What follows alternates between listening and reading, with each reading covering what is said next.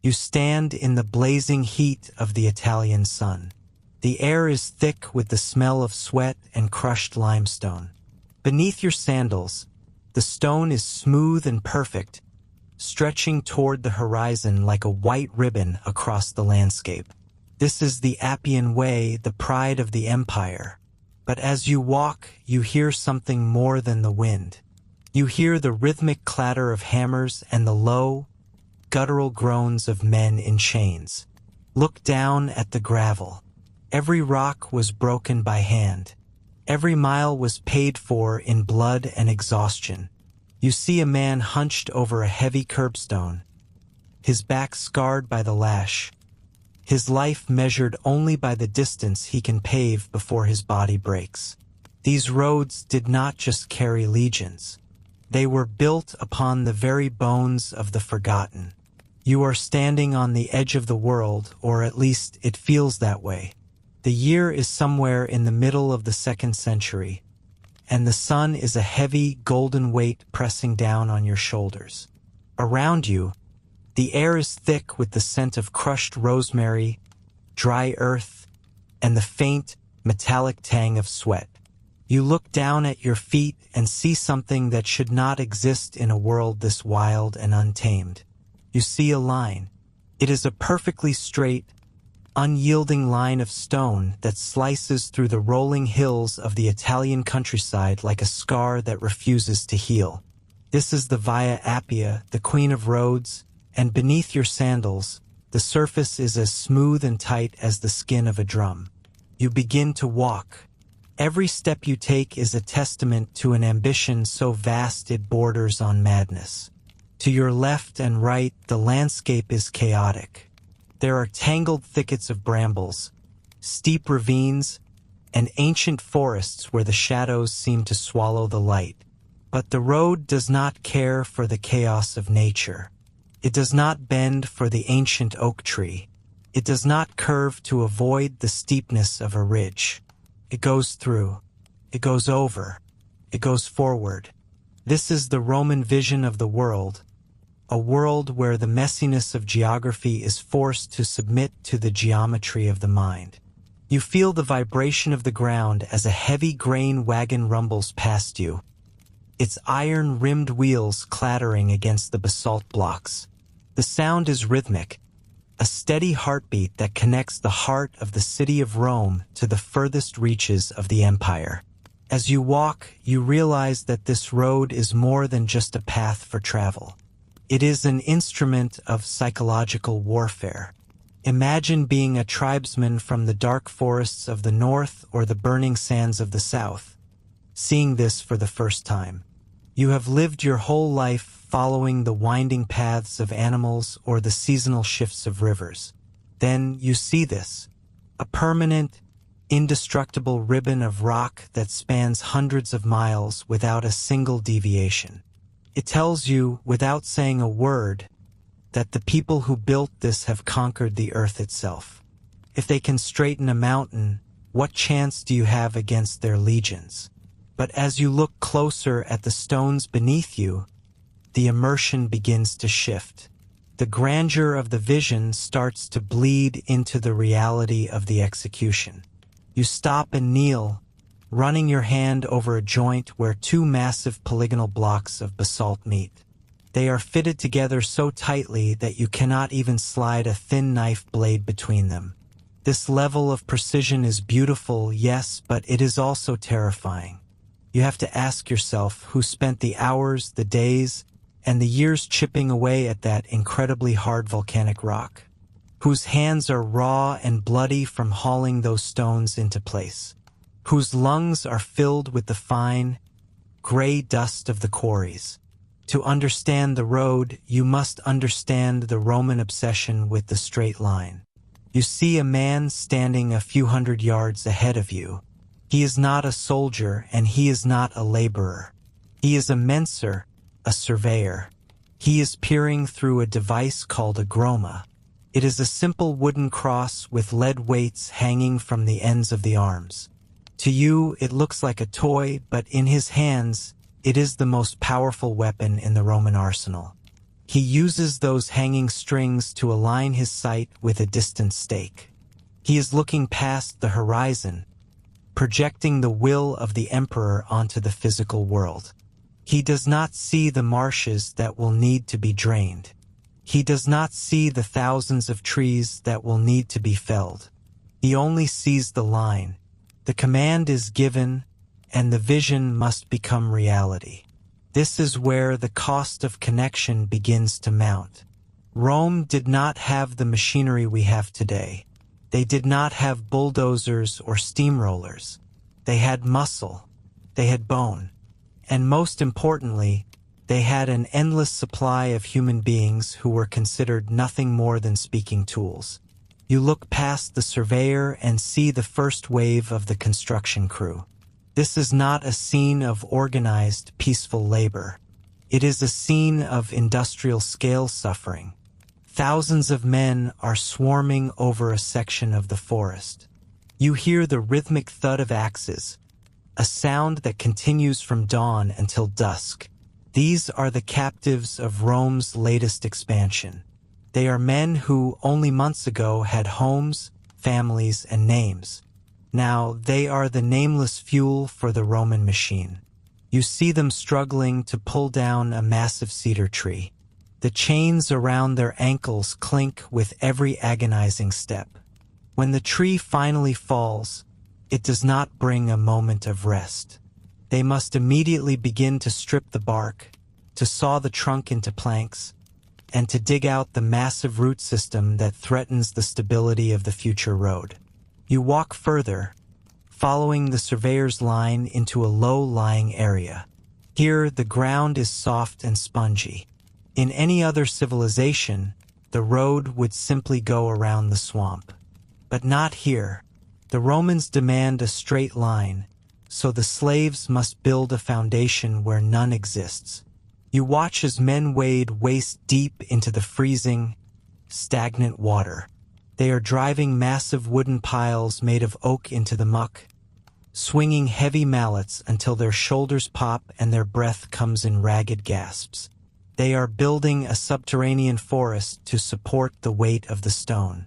Many of these men will die from exhaustion or the diseases that linger in the water, but their bodies are easily replaced. To the Roman engineer, a slave is a consumable resource much like the timber or the gravel. The road is built in layers, a hidden complexity that you would never guess just by looking at the surface. You see the first layer being laid down, the statumen. These are large, fist-sized stones bedded in mortar. The slaves are on their knees, hand placing each stone to ensure there are no gaps. Above that comes the rudis, a thick layer of rubble and lime, pounded down until it is as hard as concrete. Then the nucleus, a finer layer of crushed brick and pottery. And finally, the pavimentum, those great basalt blocks you saw earlier. Think about the sheer volume of material. For every mile of road, thousands of tons of rock must be quarried, shaped, and transported. You see a line of carts stretching back toward the horizon. Each cart is overloaded, the wooden axles groaning under the weight. The men pushing those carts are bent double, their faces inches from the dirt, their muscles screaming as they fight against the friction of the earth. There is no mercy here. If a man collapses, he is dragged to the side. The line must keep moving. The road must be finished. You begin to realize that the Appian Way is not just a road made of stone. It is a road made of time and human life. Every mile represents thousands of hours of stolen labor. Every bridge represents 100 broken backs. The Romans viewed their roads as eternal, and in a way they were right. But that eternity was bought with the currency of the broken. They were building a nervous system for an empire, a way for news, taxes, and soldiers to flow like blood to every limb of the Roman body. It allowed the emperor in his palace to know what was happening in the forests of Germany or the deserts of Syria in a matter of days rather than weeks. But the cost of that speed was a total disregard for the individual. As you stand there, watching a group of slaves struggle to lever a 2-ton paving stone into place, you see the true face of the Roman vision. It is a vision of absolute order, but it is an order that requires the crushing of anything that does not fit the plan. The stone is stubborn, but the whip is more stubborn. The man is tired, but the empire is never tired. You look back toward the city of Rome, which shines like a jewel in the distance. The wealth of the world is flowing into those gates along roads exactly like this one. Silk from the east, gold from the west, and grain from the south. The citizens of Rome walk these roads in their clean white togas, marveling at the engineering prowess of their ancestors. They see the road as a symbol of civilization, a mark of how far they have risen above the barbarians. They do not see the blood in the mortar. They do not hear the clinking of the chains that echo in every stone. But you see it. You feel the heat of the sun that baked those men. You hear the cough of the worker whose lungs are ruined by the quarry dust. You understand that this eternal blueprint, this vision of a connected world, was only possible because there was a class of people who were not allowed to be part of that world. They were the ghosts in the machine, the invisible hands that laid the foundation for everything we think of when we hear the word Rome. The road continues, straight and true, stretching into a future that these men will never see. It is a monument to human ingenuity, yes, but it is also a graveyard. As you take your next step, the stone feels different, feels heavier. You are no longer just a traveler on a highway. You are a witness to a crime that was committed in the name of progress, a crime that was paved over and forgotten, mile after agonizing mile. The cost of connection was total, and as the sun begins to set, casting long, jagged shadows across the paving stones, you realize that the road doesn't just lead to Rome. It leads back to the people who were destroyed to build it. Imagine the air is thick with the smell of wet copper and charred wood. The screaming has finally stopped, replaced by a low, rhythmic thudding of boots on packed earth. You are sitting on the ground, your hands bound tightly behind your back with rough hemp rope that bites into your wrists every time you breathe. Just hours ago, you had a name, a family, and a home in a village that no longer exists. Now, as you look up at the iron-tipped pilum of a Roman legionary, you realize that your identity has been erased. You are no longer a person. You are loot. You are part of the human harvest. To understand the roads of Rome, you have to understand this moment of transformation. The Roman Empire did not just expand through maps and treaties. It expanded through the systematic ingestion of human beings. When the legions broke a tribe in Gaul, or crushed a rebellion in Judea, or overran a city in North Africa, they did not just take the gold and the grain. They took the people. This was the fuel that powered the greatest construction project in human history. You are hauled to your feet. The soldier does not look at your face. He looks at your shoulders, your calves, and your teeth. He is not looking for a soul. He is looking for a motor. To the Roman state, you are about to become an instrumentum vocale, a speaking tool. This was a legal definition used by Roman writers like Varro. In their eyes, there were 3 types of tools. There were the mute tools like your shovel and your pickaxe. There were the semi-articulate tools like the oxen that would pull the heavy carts. And then there were the speaking tools. That is you. You are a piece of technology that happens to have a voice. The march begins. You are chained to a dozen other men, a long iron line snaking through the ruins of your province. This is the first time you experience the sheer logistical power of the machine that has captured you. This is not a chaotic pillaging. It is a harvest. Behind the fighting soldiers come the slave dealers, the Mongonis, They follow the army like vultures, carrying purses heavy with silver. They buy you in bulk right there on the battlefield under a spear stuck into the ground to signify a state-sanctioned sale. This is the subasta, the origin of the word auction, literally meaning under the spear. As you walk, you see the landscape changing. You are being funneled toward the heart of the empire, or perhaps toward a frontier that needs to be tamed. The march is brutal. If you stumble, the whip reminds you that your life only has value as long as you can move. You see others, those too old or too young to be useful for the heavy work, left by the side of the path. The Roman road system is not just built for the movement of troops. It is built to facilitate this constant flow of stolen life. Eventually, you reach a regional hub. The smell here is different. It is the smell of thousands of unwashed bodies, of cheap wine, and of the chalk used to mark the feet of the highest quality captives. You are led onto a wooden platform. A heavy stone tablet is hung around your neck by a leather cord. It lists your origin, your health, and whether you have a tendency to run away. A buyer approaches. He is an official of the state, a representative of the Public Works Department. He does not want you for a household or a farm. He wants you for the road. This is the moment where you are officially integrated into the state machinery. You are now part of the servus publicus, the public slaves. While many slaves in Rome might end up in a villa or a shop, the public slaves are the ones who disappear into the vast, grinding infrastructure projects. You are owned by the Roman people themselves. This sounds like an abstract concept, but in reality it means you belong to no one and everyone. There is no master to appeal to for mercy, only a series of overseers who answer to a budget and a deadline.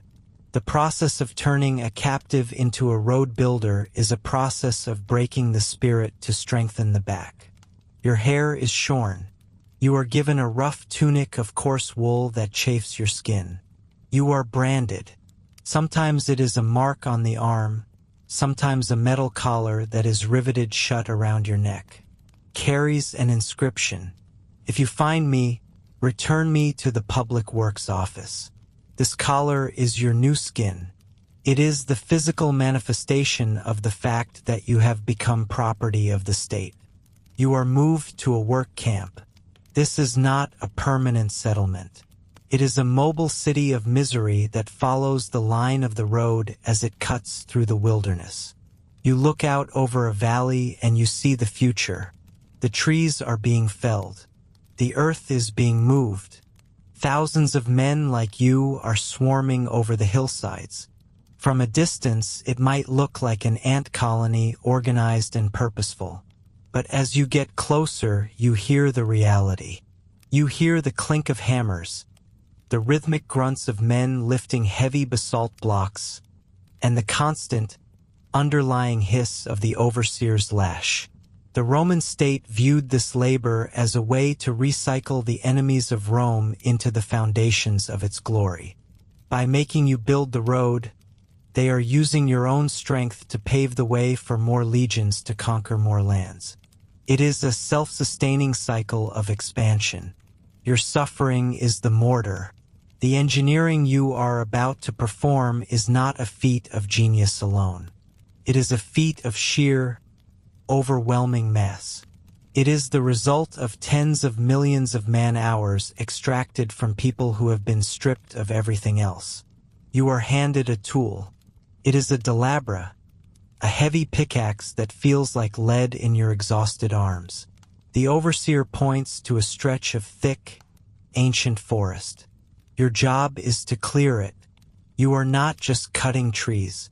You are digging out roots, moving boulders that have sat undisturbed for millennia, and leveling the very bones of the earth. You work from the first light of dawn until the stars are out. There is no rest. There are no holidays. The road does not care about the rain or the heat.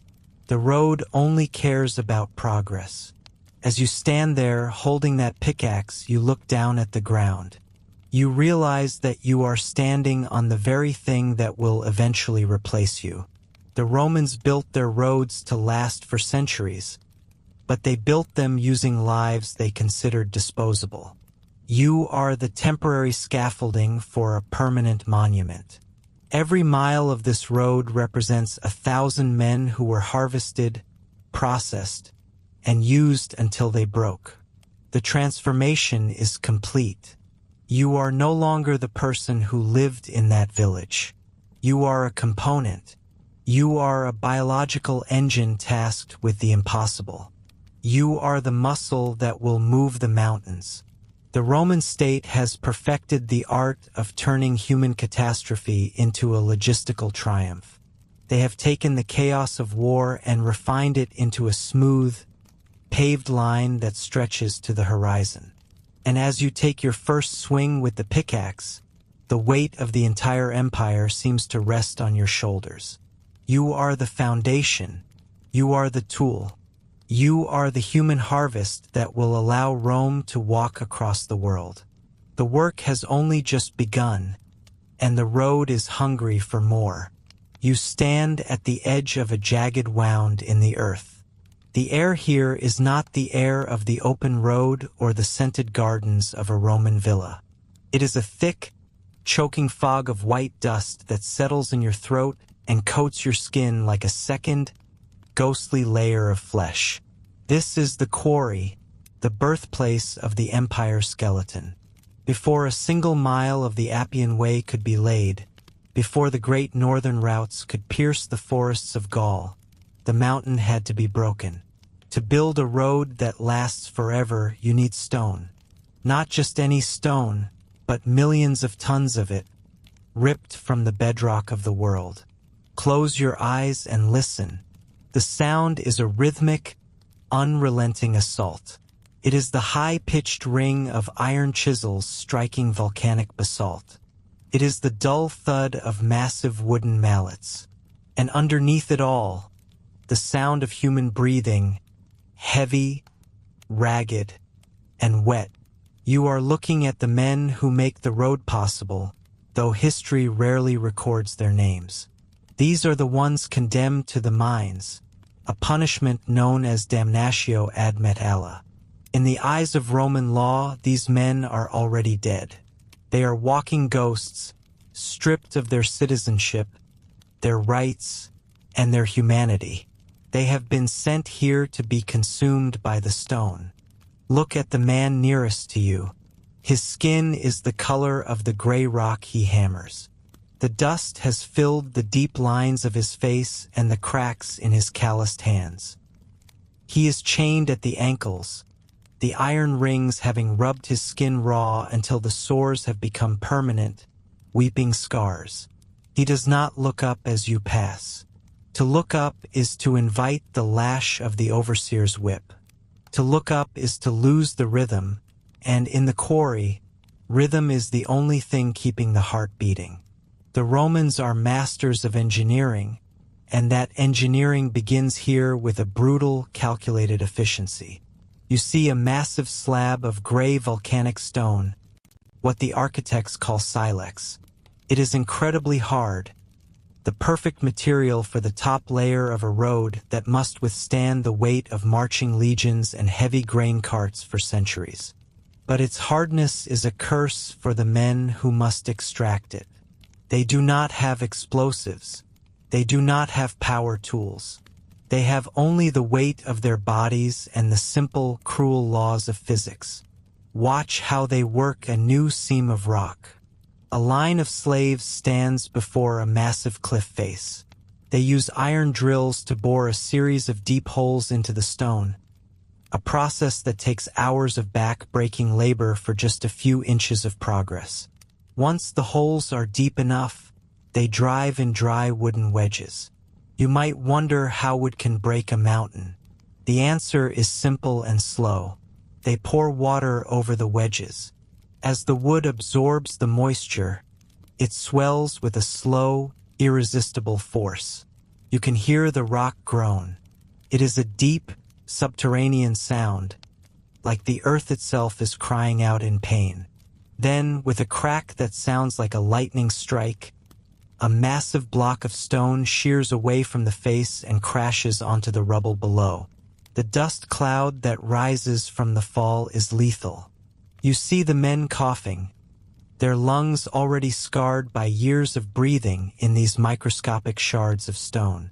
This is the silicosis of antiquity, a slow suffocation that claims more lives than the collapses or the beatings ever could.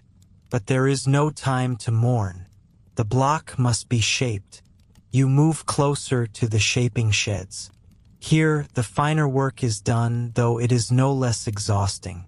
Men crouch over the raw blocks with hammers and points, chipping away the excess to create the rough polygonal shapes that will eventually fit together like a giant, prehistoric jigsaw puzzle on the roadbed. Every strike of the hammer sends a shockwave through the worker's arms, vibrating through his bones until his joints are swollen and useless. If he slows down, the overseer is there. The overseer is often a freedman or a career soldier, a man who has learned that the only way to meet the emperor's quotas is through the liberal application of pain. The whip is not just a tool of punishment here. It is a metronome. It keeps the work moving at the pace of the imperial heart. Now, look at the logistics of moving these bones of the earth. A single paving stone can weigh hundreds of pounds. The foundation stones are even heavier. You see a team of 50 men, yoked together with thick hemp ropes, straining against a massive wooden sled. The sled carries a block of limestone destined for the lower layers of the road. There are no oxen here today. Human muscle is cheaper and more easily replaced. The men lean forward until their bodies are almost horizontal to the ground, their feet slipping in the loose gravel and the blood of those who fell before them. The path from the quarry to the construction site is a descent into a different kind of hell. They must navigate steep, narrow tracks carved into the mountainside. If the sled gains too much momentum, it will crush the men in front. If it slips sideways, it will pull the entire team over the precipice. You see the remains of a broken sled at the bottom of a ravine, the white stone splintered among the bleached bones of the men who were tied to it. No one stops to clear them away. The road is hungry, and the deadline set by the governor does not account for accidents.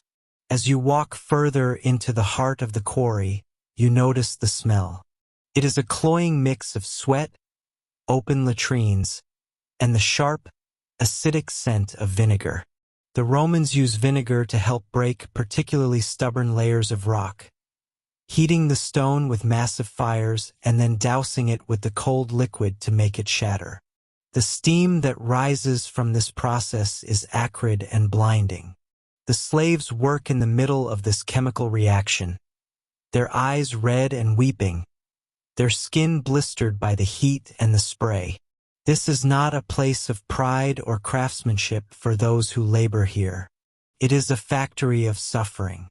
The Romans view the landscape much like they view their enemies, as something to be conquered, broken, and reorganized for the benefit of the state. The quarry is the first step in that conquest. Every mile of the beautiful, straight road you see on the map represents a mountain that was partially devoured and 1,000 lives that were ground into the dirt. You see a group of newer arrivals being led into the pits. They are prisoners of war from the edges of the empire, perhaps Dacians or Germans. They still have the muscles of soldiers, but their spirits are being systematically dismantled. They are branded on the forehead with the mark of the quarry, a permanent sign that they are now the property of the imperial mines. They look at the broken men around them with horror, realizing that this is their future. There is no term of service here.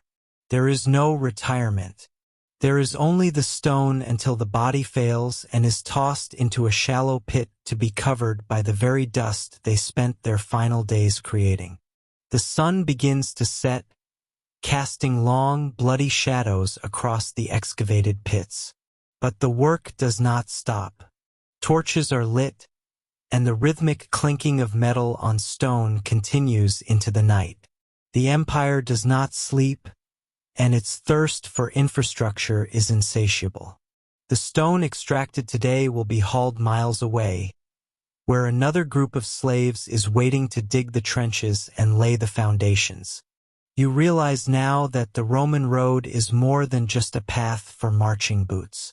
It is a monument of displaced earth. The sheer volume of material is staggering. To build just 1 mile of a standard Roman road, you need roughly 3,000 cubic yards of stone and gravel. Multiply that by the 50,000 miles of paved roads that will eventually crisscross the empire. You are standing in the void left behind by that ambition. This quarry is a negative image of the Roman world. For every great city that rose, a hole like this was torn into the earth. For every road that connected the world, 1,000 men were disconnected from their lives and buried in the dust. As you prepare to leave this place of shadows and grit, you take one last look at a man sitting by a pile of rubble. He is too exhausted to eat the meager ration of hard bread he has been given. He is staring at a finished paving stone, a perfect, flat-topped block of basalt. It is a masterpiece of labor, ready to be part of something eternal. To the emperor, that stone is a symbol of progress and civilization. To the man who carved it, it is the weight of his own tombstone. The road starts here, in the dark, in the heat, and in the bone-breaking labor of the condemned. The white dust on your clothes will eventually wash away, but the memory of the quarry stays with you.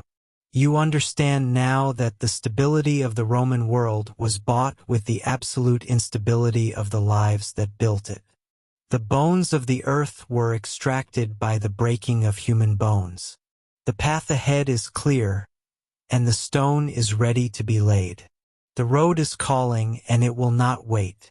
You stand at the edge of the known world, and the wind smells of damp earth and rotting pine.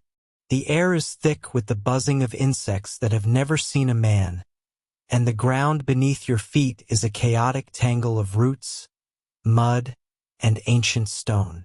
Behind you lies the safety of a fortified camp, but ahead of you lies nothing but the wild, suffocating greenery of a land the Romans call barbaric.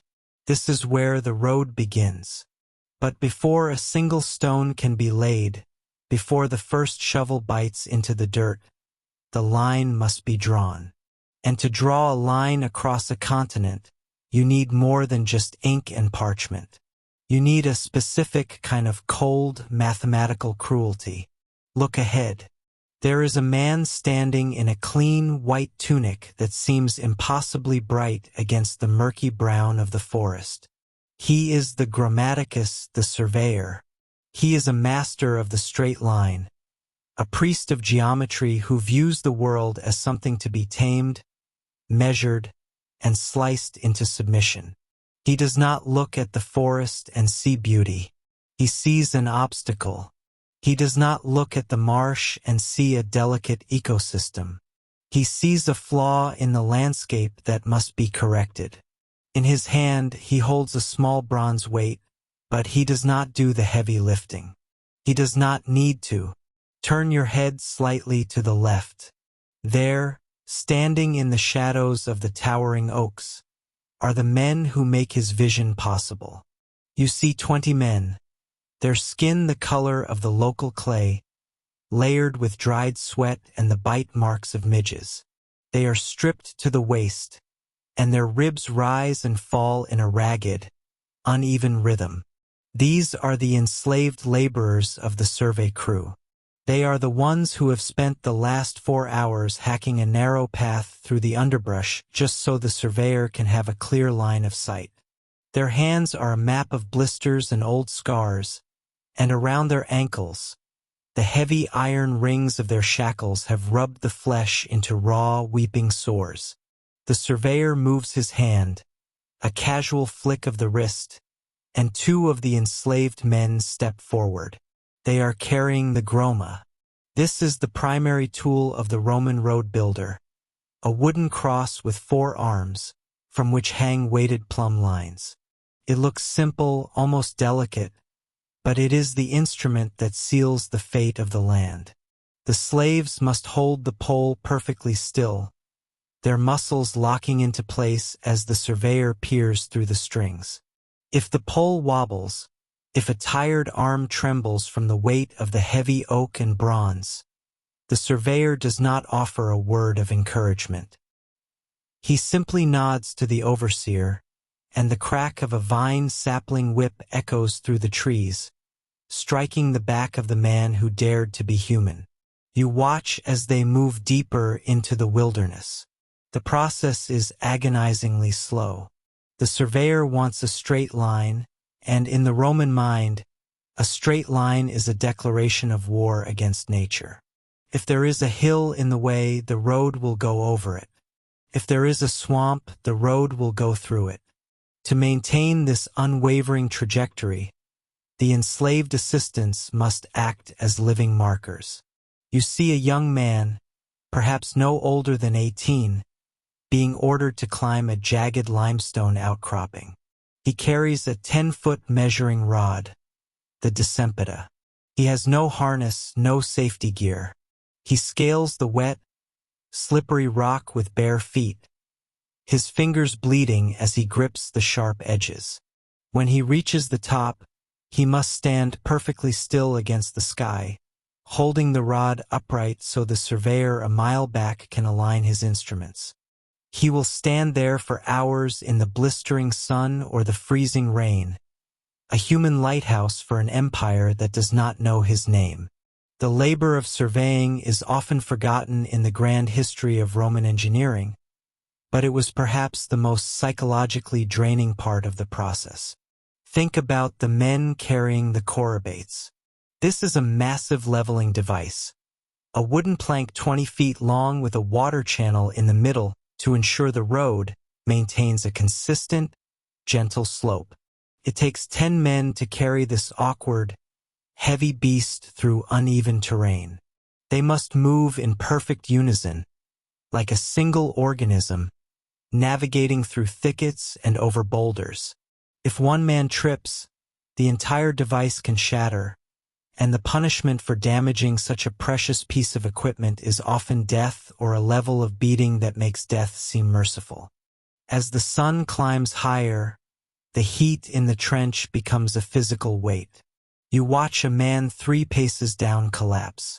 He does not fall gracefully. He simply folds like a piece of wet parchment. The guards do not offer him water.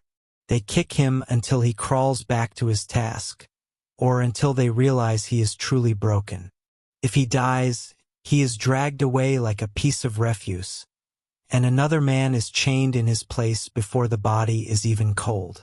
The road must go on. It is more permanent than any human life. After the statumen comes the rudis. This is a layer of rubble and broken stones, mixed with lime. This part of the process is a different kind of agony. The lime is a caustic powder that catches in the wind. It gets into your eyes, turning your tears into a burning acid. It gets into the cracks of your hands, eating away at your skin until your palms are a roadmap of open sores. You are tasked with mixing this slurry, using a heavy wooden rammer to beat the rubble into the gaps of the foundation stones. The sound is deafening. Imagine hundreds of men, all striking the earth at once. Thud, thud, thud. The rhythm is hypnotic and soul-crushing. You lose track of time. You lose track of your name. You are simply a machine made of bone and muscle, dedicated to the compression of stone. The rudis must be packed so tightly that not a single bubble of air remains. To achieve this, you must stand in the mixture, your feet burning from the lime, pounding the ground until your shoulders feel as though they have been disconnected from your torso. By the time the rudis is set, the road has risen. But the suffering only changes shape.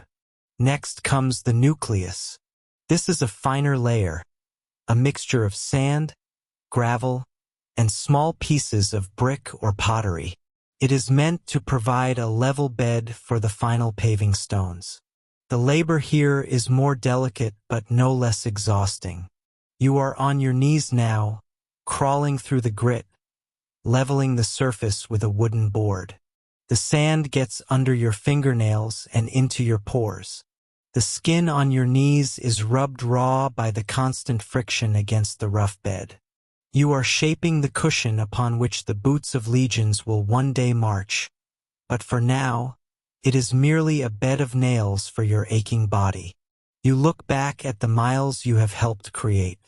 From a distance, it looks like a miracle of engineering. Up close, it is a graveyard. You know exactly where the man with the broken hip is buried, just off the shoulder of the road because they did not want to waste time digging a proper grave. You know which section of the rudis contains the blood of the boy who worked beside you until his heart simply stopped beating. These layers are not just made of stone and lime. They are held together by the collective trauma of thousands of men who will never see the finished product. The final layer is the summum dorsum, the crown of the road. These are the great polygonal slabs of basalt or volcanic stone that give the Roman road its iconic look. They are incredibly heavy, often weighing hundreds of pounds. Bringing them into place requires a coordinated effort of levers, ropes, and raw human strength.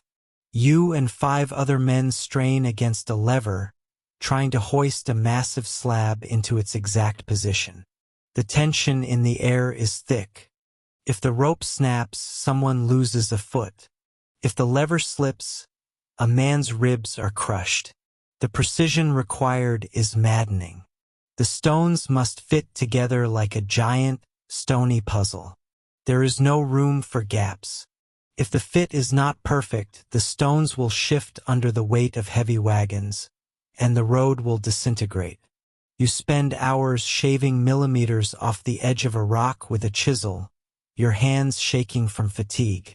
The dust from the volcanic stone is dark and heavy, settling in your lungs like lead. You cough and the phlegm is gray and gritty. You know that you are breathing in the very road you are building, and that it will eventually stay inside you forever. When the last slab is dropped into place, you do not feel pride. You feel a hollow, aching emptiness.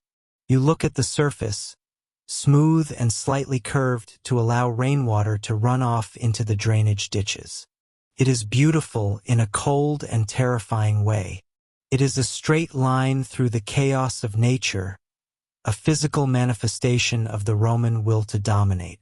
But as you stand there, your body broken and your spirit withered, you realize that the road does not care about you. It is indifferent to the blood that stained the stones before the rain washed it away. The road is designed to last for 1,000 years, but you will be lucky to last another month. Every layer of that road, from the deep foundation stones to the polished surface, represents a different stage of your physical decline. The statumen took your strength. The rudis took your skin. The nucleus took your mobility. And the summum dorsum took your hope. As the sun sets, casting long, bloody shadows over the newly finished section, you are herded back to the temporary camp. You walk on the very stones you just laid. They are hard, unforgiving, and hot from the day's sun. They radiate heat back up through the thin soles of your feet. You are already thinking about tomorrow, when the stakes will be driven further into the wild earth, and you will be forced to begin the cycle of suffering all over again. The road is a hungry god, and it requires a constant sacrifice of human life to keep moving forward. You are nothing more than the fuel for its journey across the world. The engineering is perfect, but the cost is written in the scars on your back and the silence of the men who didn't make it to the end of the day. The sun is a dying ember on the horizon, casting long, jagged shadows across the churned earth of the roadbed. Your legs are no longer your own. They are heavy, wooden things that move only because the man behind you is stumbling and his weight pushes you forward. The sound of the day has changed. The rhythmic, bone-shaking thud of the sledgehammers has ceased, replaced by the rhythmic, metallic clinking of chains. This is the sound of the march back to the camp. It is a hollow, mocking sound that counts every step you take away from the work site and toward the place where you are permitted to collapse. You do not look up at the sky. You look at the heels of the man in front of you. His skin is the color of old parchment, stained dark with the dust of crushed volcanic rock. There is a deep, raw groove around his ankle where the iron shackle has bitten through the callus. You know that groove well because you feel the same burning friction on your own skin. You are part of a line, a human chain, bound together not by brotherhood, but by the cold, uncompromising iron of Rome. As you approach the camp, you see the fortifications. The Romans do not simply sleep in the dirt. Even here, in the middle of a wilderness or a conquered province, they build with the same terrifying precision they use for the roads. There is a ditch, a mound of earth, and a wall of sharpened wooden stakes. This is not just to keep the local tribes out. It is to keep you in. To the Roman mind, order is the only thing that separates a civilization from a wasteland. And to maintain that order, they use discipline that is as hard and unforgiving as the basalt blocks you have been hauling all day. You pass through the gate, and the smell hits you. It is a thick, cloying cocktail of wood smoke, unwashed bodies, wet straw, and the sharp, acidic tang of latrines that have been baked by the sun. This is your home for the next few months, or perhaps for the rest of your life. The camp is a grid of low, rectangular huts or tents, arranged in perfect rows. There is no privacy here. There is no comfort. There is only the calculated minimum required to keep a human tool functioning. The guards are everywhere. They are men of the legions or specialized overseers hired for their lack of empathy. You see one standing by the entrance to the barracks, leaning on a staff made of vine wood. This is the vitus. It is a symbol of authority, but to you it is simply a weapon. It is light, flexible, and capable of delivering a sting that can bring a grown man to his knees. You have seen it used for the smallest infractions. A slow step, a dropped tool, a look that held too much of the man you used to be and not enough of the slave you are now. You reach the area where the evening meal is being distributed.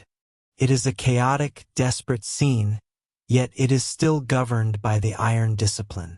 You wait your turn because you know that any attempt to break the line will result in a lashing that will make it impossible to work tomorrow.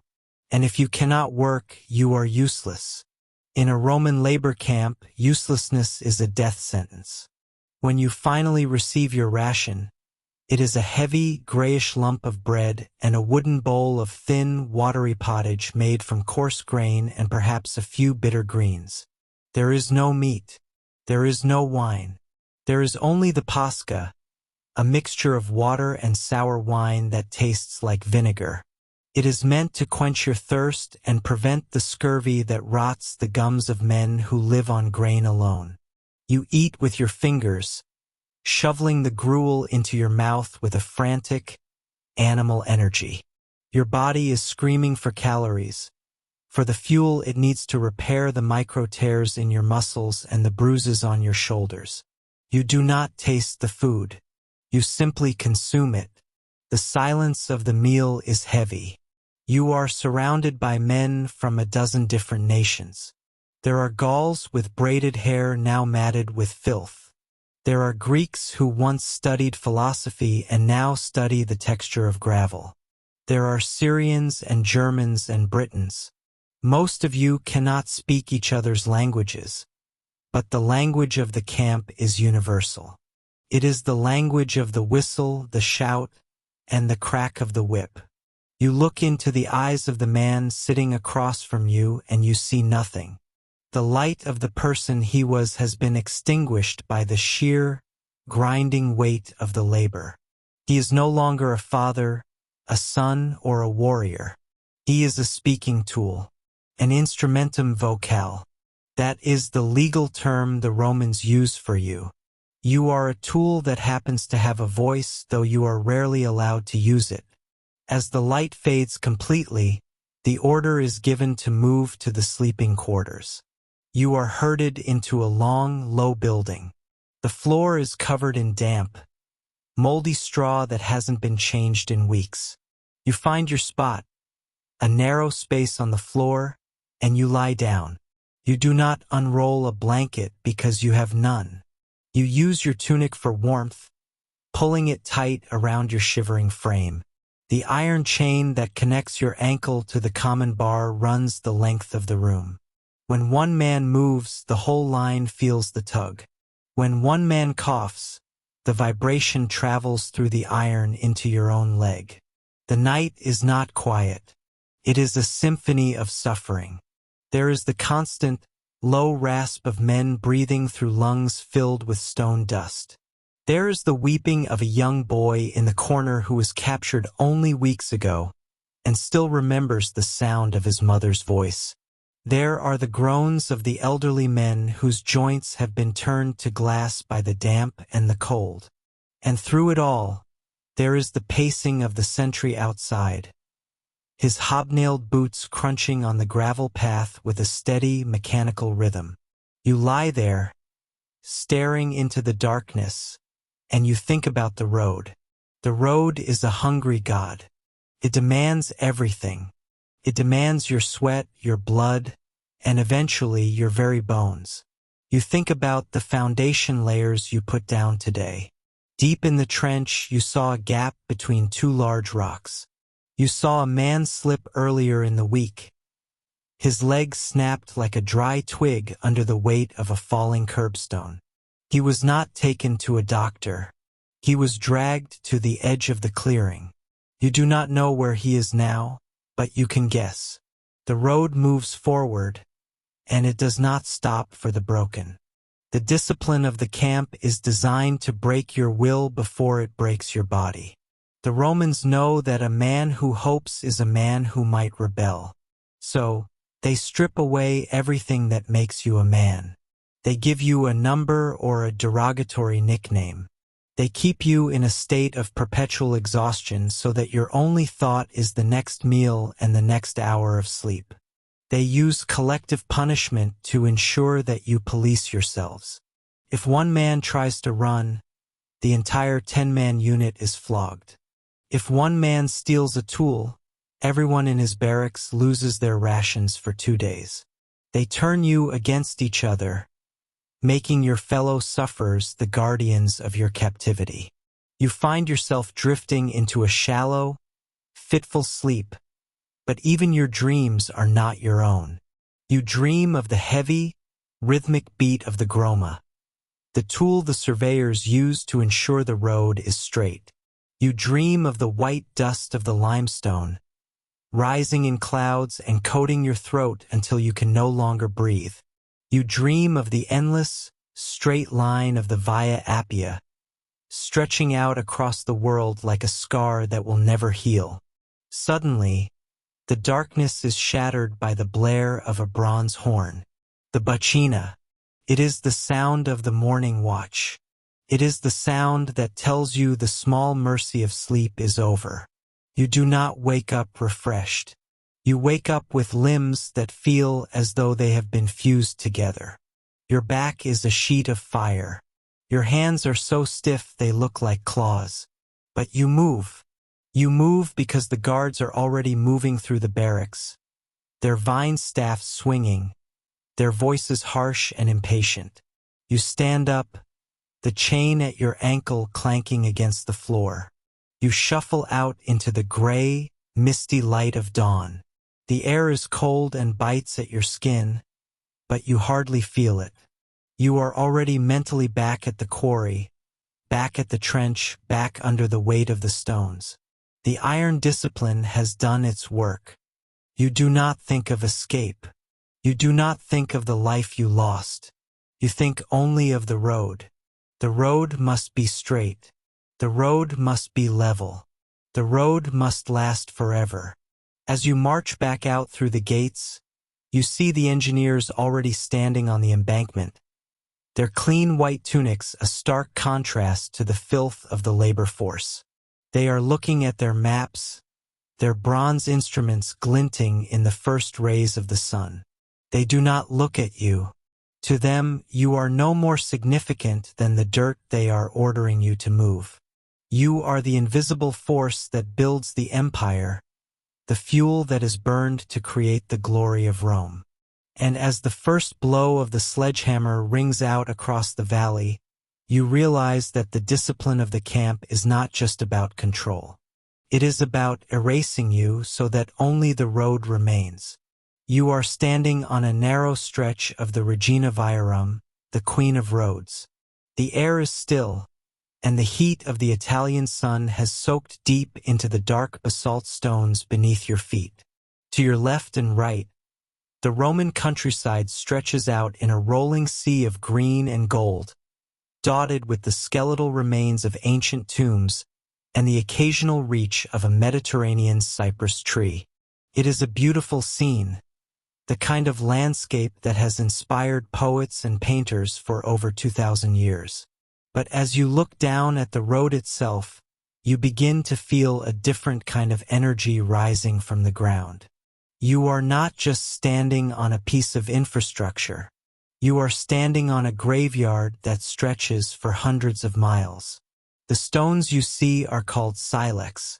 They are massive, polygonal blocks of volcanic rock, fitted together with such unnatural precision that even now, 20 centuries later, you can barely slide a knife blade between them. Imagine the effort it took to bring them here.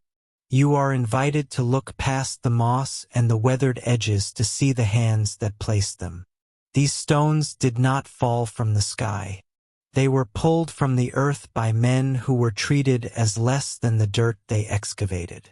Every single block represents a back broken, a spirit crushed, and a life spent in service to a destination the worker would never be allowed to reach for his own pleasure.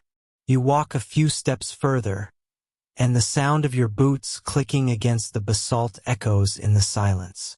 In the days of the Empire, this road was never silent. It was a thundering artery of power. You would have heard the rhythmic iron clatter of legionary sandals, the heavy grinding of wooden wheels carrying grain and gold, and the shouts of messengers riding for the coast. But beneath that noise, there was always the underlying hum of the enslaved. They were the ones who kept this road alive. They were the ones who swept the dust, repaired the cracks, and hauled the supplies. They were the invisible ghosts in the machinery of Roman glory. Think about the year 71 before the Common Era. You are walking the same path, but the view is very different. You are not looking at stone tombs of noble families. Instead, you are looking at a forest of wood. For 6,000 paces and then 6,000 more, the Appian Way was lined with crosses. Following the defeat of the slave revolt led by Spartacus, the Roman general Crassus decided to turn this road into a terrifying message. He took 6,000 survivors and nailed them to crosses along the highway from Rome to Capua. As you walk this mental landscape, imagine the smell of the air. It is not the scent of pine and grass you find today. It is the heavy, sweet rot of thousands of bodies swaying in the wind. This was the true face of the road. To the Roman citizen traveling to his seaside villa, these crosses were a comfort, a sign that the social order had been restored and that the property had been reclaimed. To the enslaved person carrying a heavy load toward the city, these crosses were a mirror. They were a reminder that their very existence was a gift from the state, a gift that could be revoked with unimaginable cruelty at any moment. You stop and kneel to touch the surface of a stone. It is smooth now, worn down by millions of feet and wheels, but when it was first laid, it was sharp and unforgiving. To build this road, the slaves had to first dig a massive trench, sometimes 5 feet deep. You can see them in your mind, stripped to the waist, their skin burned dark and leathered by the sun. They are using heavy iron picks to break through the stubborn soil and rock.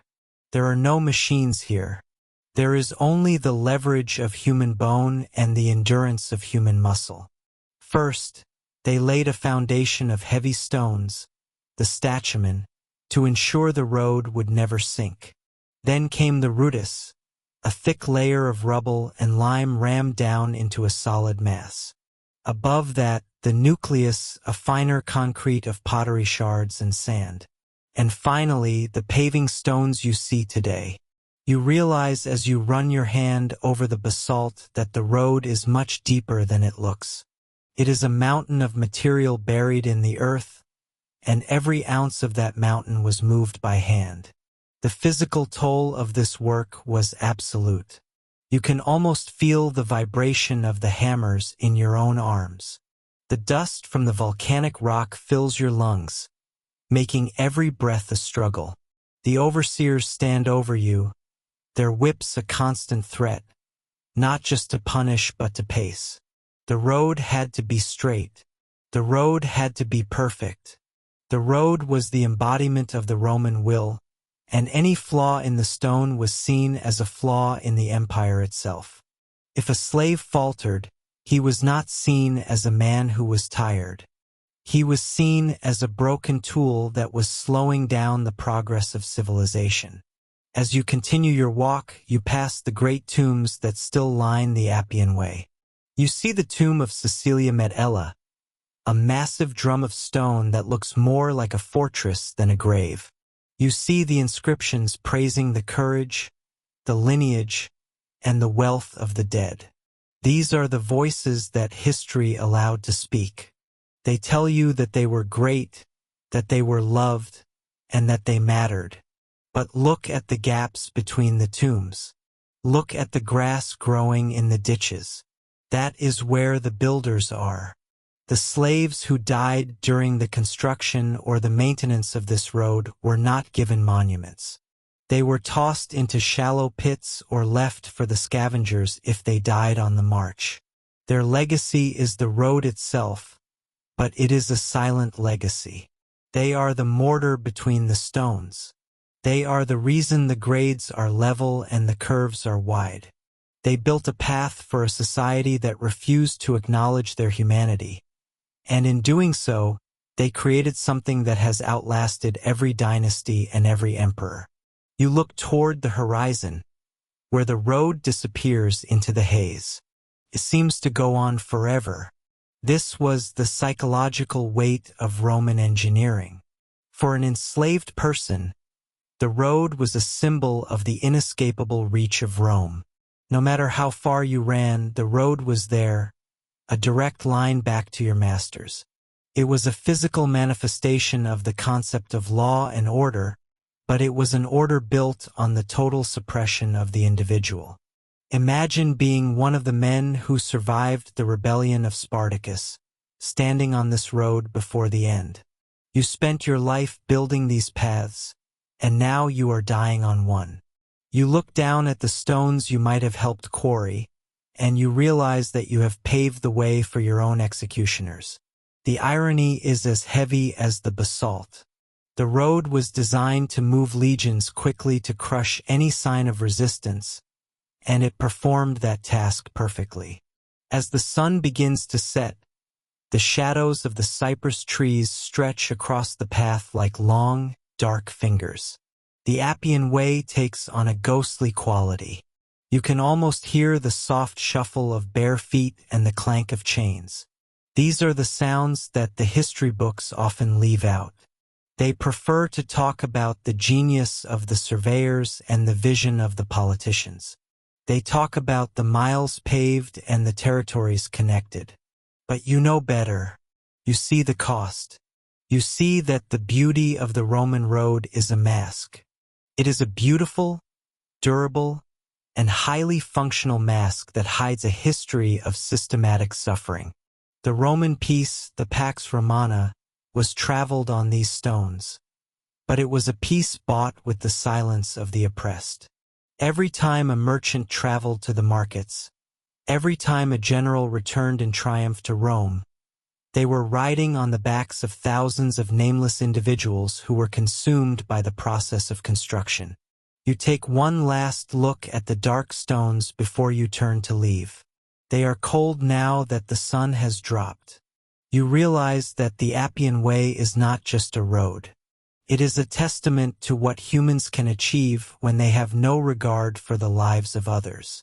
It is a masterpiece of engineering and a monument to cruelty. As you walk away, the road remains, indifferent and eternal, keeping its secrets beneath the heavy, silent basalt. You carry the weight of that knowledge with you, understanding that the path to glory is almost always paved with the lives of those who were never meant to share in it. The stones are still there, and if you listen closely to the wind whistling over the volcanic rock, you can still hear the echoes of the men who were erased so that the road could endure. This is the ghostly legacy of the Appian Way, a trail of silence that speaks louder than any inscription carved in marble.